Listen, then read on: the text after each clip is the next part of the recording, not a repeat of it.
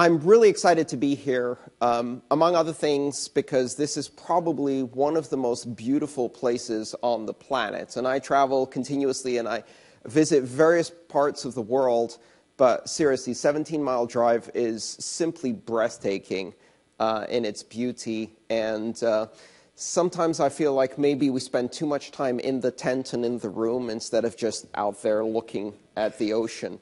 So I'll try and keep this relatively short and talk to you about the thing that derailed my life 5 years ago. 5 years ago, I heard about Bitcoin for the second time.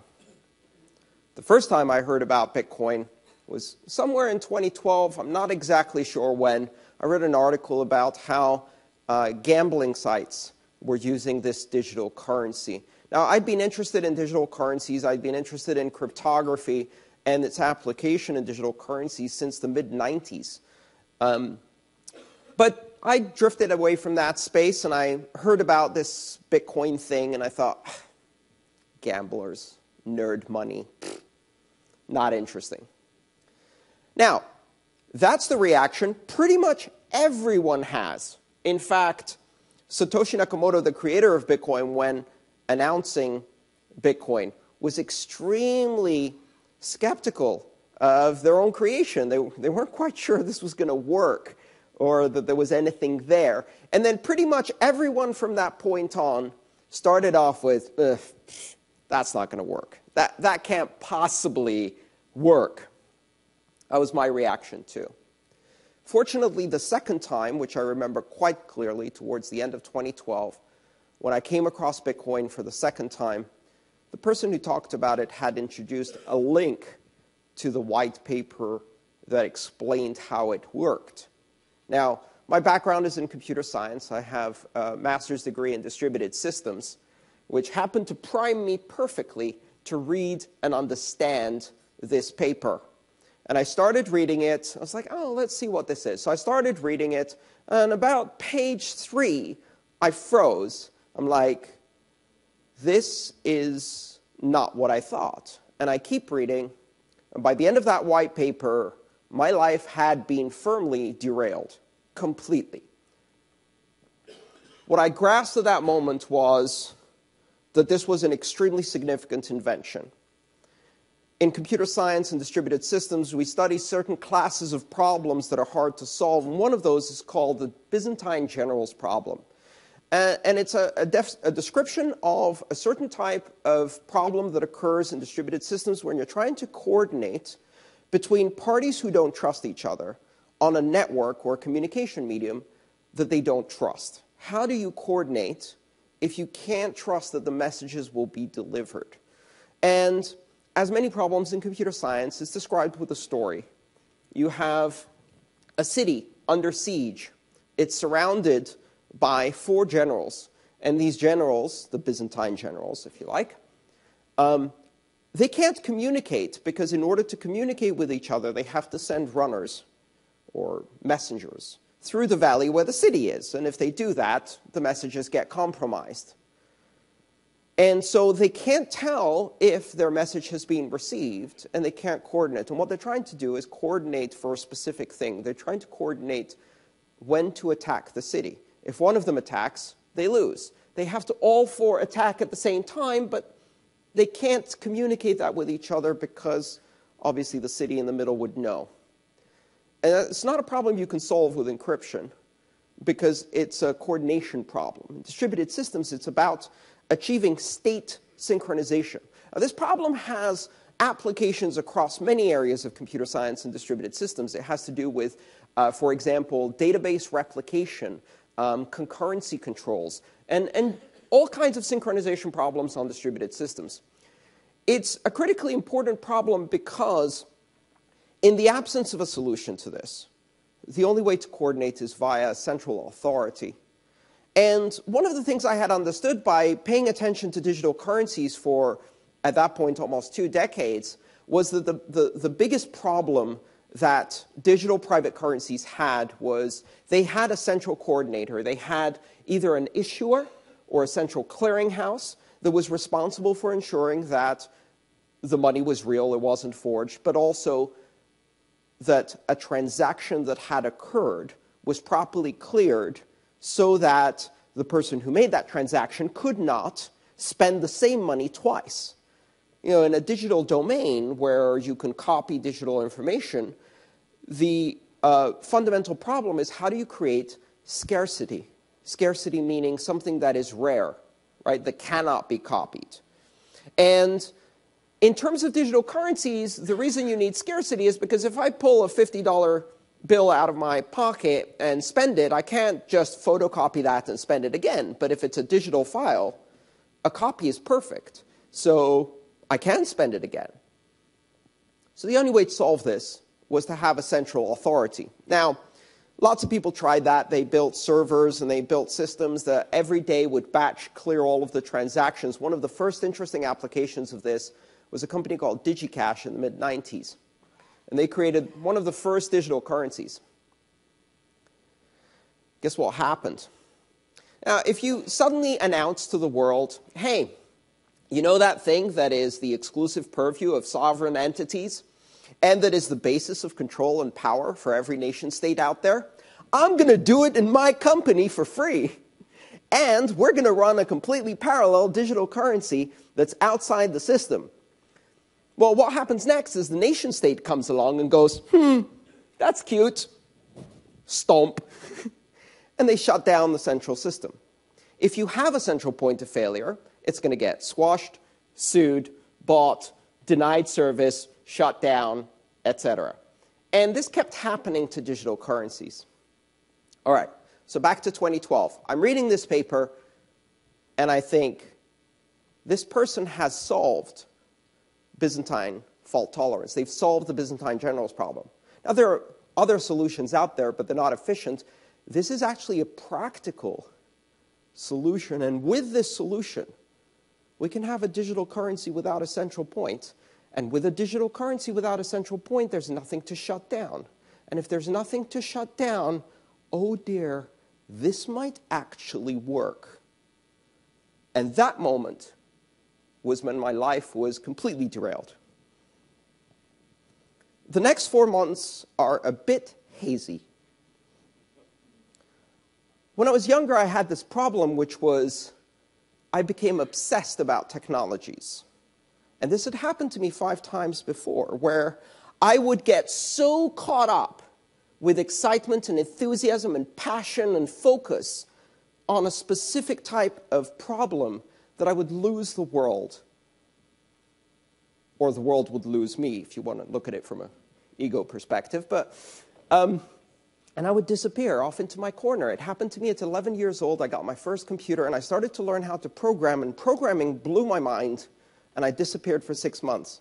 I emerged a year later almost, and I could program in assembly and BASIC, and I could do electronics and things like that. And then I got my first PC, and I disappeared for 6 months. And then I got my first modem, and I disappeared for a full year and a half, almost dropped out of school, failed. Then in 1989, I got access to an internet account, not strictly legally, because I was 15, and, they don't give academic access to what was then called ARPANET to 15-year-olds. But let's say this archaeology professor at a university wasn't quite using their account. And, it was there. So the statute of limitation has elapsed on that one, fortunately. I lost myself because for the first time ever, I could communicate with brilliant people from around the world on this internet thing, and they taught me Unix, and they taught me all kinds of things about computer systems and architecture and TCP/IP, and I lost myself for a year and a half. And every time this happened, I would try to tell everyone around me, listen, this is the greatest thing that's ever happened. It's going to change the world. And you can imagine a 15-year-old in Greece, right, in a country that barely has tone dialing on its phone system going, listen to me, everyone will be online. And the response was, okay, clean your room, do your homework, and stop playing on that bloody computer. When this happened to me with Bitcoin, at this point I had the experience, the degree, the confidence, and I decided I wasn't going to listen to anyone who told me otherwise, but I did lose myself. 4 months went by, I dropped all of my work, I stopped consulting, I stopped eating, and all I did was read, code, write all day, 18 hours a day, until I dropped, and then got up the next day and did it again. I lost 26 pounds. My family staged an intervention where they brought me these protein shakes that you have to drink if you are a cancer patient, because they were worried. I came out of that with a new career, a new passion, a new mission to explain to the world what this strange technology was going to do. At first glance, you may think this is an investment opportunity. It's not. That's not what's special about that. If you look at the early internet and you decide, great, we can make money trading Yahoo, you're missing the point. We can change history. We can change humanity with these technologies. These technologies offer us an opportunity of empowerment for individuals all around the world, an opportunity for connection. And just like the internet did that for communicating, these new technologies, cryptocurrencies, digital currencies based on open public blockchains, give us an opportunity to create a fully interconnected global economy that is completely peer-to-peer, completely flat, and that discards many of the trappings of the past. Now, some of you probably work in some of those trappings of the past. And you may be feeling a bit uncomfortable because, well, banking has a few centuries of operating without much competition, and it's never faced competition from the internet. The internet's coming. It's called Bitcoin, and it's just the first one, and it's going to take finance by storm. It's going to disrupt more radically than most industries have ever been disrupted by the internet. So what is this technology? What is it all about? Fundamentally, it's about building a platform where you can create transactions and record facts without having to trust any central party, without even having to trust the other party you're transacting with, and do so on a level, peer-to-peer, equal basis as everybody else. You shift trust from being something that you give to institutions, hierarchy, bureaucracy, systems of governance, and instead you shift that trust to a platform, a network-based platform that has trust as one of its emergent properties, just like the internet has communication as one of its emergent properties. And once you do that, you don't need the hierarchy, you don't need the bureaucracy, you don't need the institution. Institutions replaced by networks. Now, you may have heard that happen before. You may have seen that happen before. We're all experiencing this great transformation that's happening because of the internet, where year by year, decade by decade now, we're watching great institutions of the past being replaced by flat networks. And these flat networks deliver more efficiently, more equally, in a more open and accessible manner, the same thing that the institutions delivered, but much more. We've seen this happen to the august institutions of journalism, the newspapers, the TV stations, the movie companies, the music companies. And one by one, they have faced this incredible force of disintermediation, where it is no longer profitable or even tenable to be the gatekeeper, the intermediary, the proxy for others, because others can find each other themselves without your help. What happens when that is translated into finance, when that is translated into governance? What happens when we start considering rebuilding social institutions and democratic institutions based on network and market-based governance models using this technology? It is truly transformative. And if all you're looking at is the price of Bitcoin, the opportunity to invest, the crazy messages that are coming from the media from every side, you will be missing the fundamental point. The fundamental point being, this is a new platform, a platform for trust that is global, open, completely borderless, and egalitarian. And this platform transforms not just finance. Currency is only the first application on this, the Internet of money. It is not just money for the Internet. It is a full-blown platform for trust. And what do you hear in the media? Drug dealers, criminals, pornographers are using this technology. Now, if you've been around the Internet for a while, you've probably heard this before. I remember it clearly in the beginning of the 90s when all you would hear is that the Internet is about fraudsters, thieves, pornographers, and criminals. And it was all scare tactics all the time. And it didn't matter, because eventually all of us used it. And we didn't use it to commit crimes. We didn't use it to make pornography. We used it to transmit and exchange 1 billion cat videos because they're cute and hilarious. Because that's what people do with technology. They project their own needs, their own desires, their own motives onto society using technology as this empowering tool. And what do most of us care for? Feeding our families, security, education, healthcare, sanitation, building a future for our children.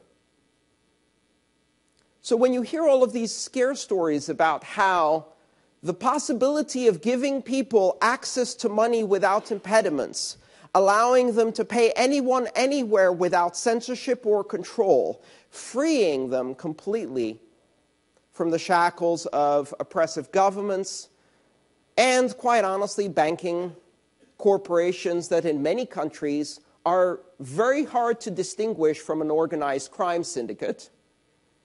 What happens when people have control over their finance and the ability to transact freely with anyone in the world? What do they buy? Do they buy weapons of mass destruction?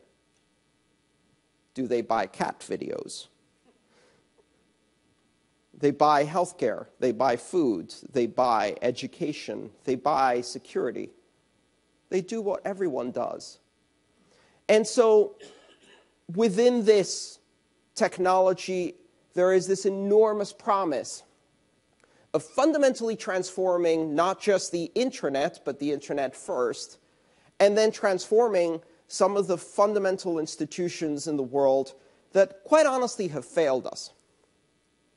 When I talk to audiences around the world about this technology, especially in developed nations, places like this, there's a bit of confusion. Why do I need a peer-to-peer digital currency? I have Visa. How is this different from PayPal? What does it do for me?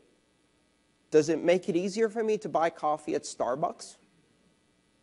And that's a fair question, because the only fundamental difference of this technology from, say, PayPal is the fact that it's all of that without the PayPal, without the central company, without the central control. And that's meaningful if you can't trust the company. PayPal has service in 19 countries. Last time I checked, there's 194. Banking is available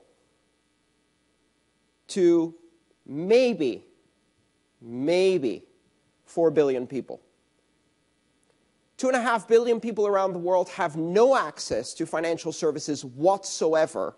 And that's the World Bank statistic that only counts heads of household, top earners, their children, their spouses are a statistical irrelevance. If you add up all of the people who have very limited access to financial services, they are the majority of this world. Bitcoin and these new technologies are all about the other 6 billion. You have Visa. Golly for you. That makes you part of the 5% of the privileged overclass of financial comfort in this world. The rest of the world doesn't operate that way. You have a stable currency. Fantastic. I can count 16 of them. What about the other 160 currencies?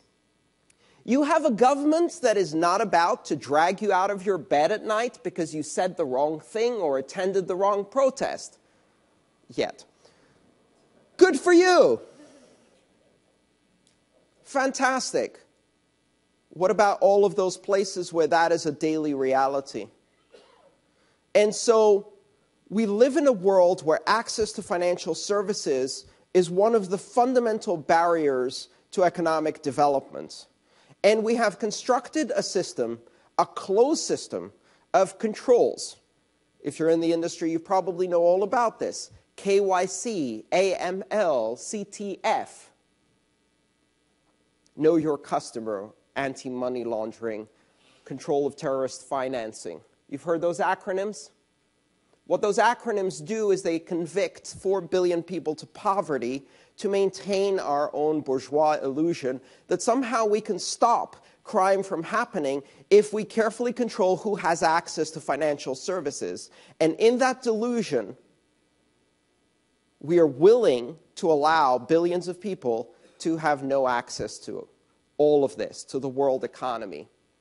Bitcoin is the radical proposition that anyone, anywhere should have access to free commerce and free financial services.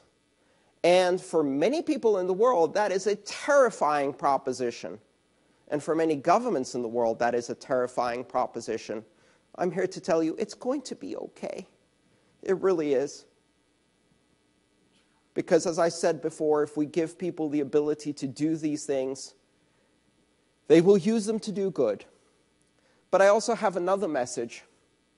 Even if you're afraid, even if you think we shouldn't, mustn't do this, it is done.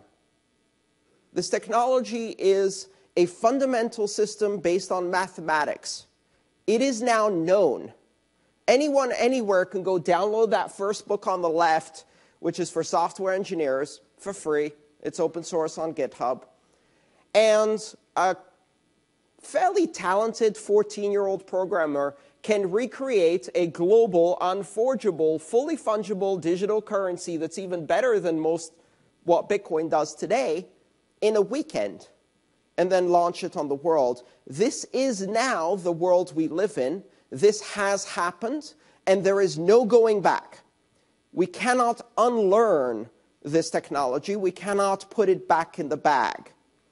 So now we have to consider, how do we live in a world where anyone, anywhere can engage in commerce with anyone, anywhere, and those transactions cannot be censored, and that system cannot be shut down because it's completely flat, completely decentralized, and can be communicated over any medium. What this technology has done is it has taken money from its physical manifestation or its centralized implementation as a digital abstract token, and it has turned it into an internet content type. I can do a Bitcoin transaction using the Bitcoin network. But if that's not available, I can take that Bitcoin transaction and I can translate it into emojis. And then I can transmit that using Skype or Facebook or put it in a Craigslist ad. How do you stop that? You don't. And so that is now the world we live in. I think it's a brave world. I think it can be a wonderful world. But what I do know is that it will be a different world. The ripples are spreading. most people haven't yet noticed. You are among the tiny, tiny percentage of people who are getting a heads up now. What would you do if you learned about the internet in 1991 instead of 2001? How would it have changed your life, your career, your company? I bring you this message. You now know. What will you do about it? Thank you.